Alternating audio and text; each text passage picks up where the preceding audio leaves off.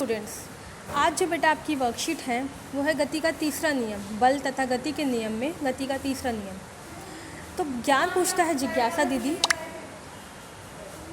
आपने बताया था कि बल हमेशा जोड़े में होता है जो विपरीत दिशा में दो अलग अलग वस्तुओं पर कार्य करते हैं। ऐसा क्यों होता है?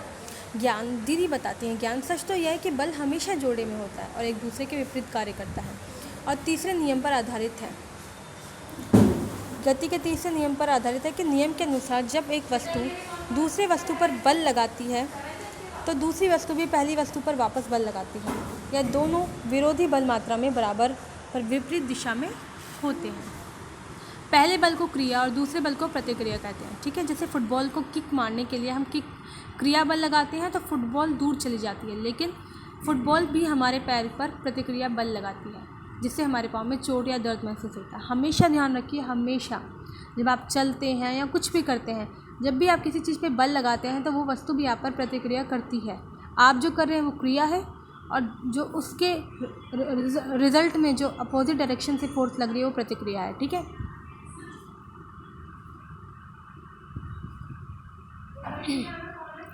गति का तीसरा नियम या तृतीय नियम, प्रत्येक क्रिया के समान एवं विपरीत प्रतिक्रिया होती है।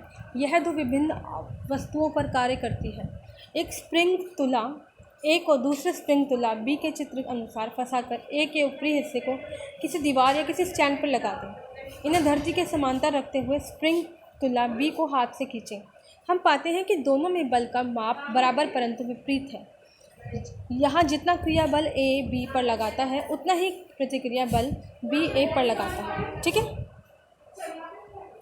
अब आप देखेंगे गति के तीसरे नियम के दैनिक जीवन में कुछ प्रयोग हैं। खेल में टकराने पर चोटिल हो जाते हैं आप, क्यों? क्योंकि आप किसी पे बल लगा रहे हैं तो वहाँ से बल लग रहा है। पत्थर पर चल पाना, जब आप चल पा रहे हैं। बंदूक से गोली छोड़ने पर बंदूक का प्रतिक्षेपण, जैसे बंदूक को हम करते हैं तो एकदम से हमारा हाथ भी पीछे होता है, जिन्होंने चलाई है उनके लिए। रॉकेट का ऊपर उठना, देखिए रॉकेट जब आप कभी भी टीवी में देखेंगे तो जो एक ऊष्मा निकलती है वो इतनी ज़्यादा बल से धरती पर करती है कि धरती भी उस पर प्रतिक्रिया कर रही है और वो ऊपर जा रहा है। नाविक के आगे की ओर कूदने की स्थिति में नाव का भी पीछे और आगे की ओर गति होना।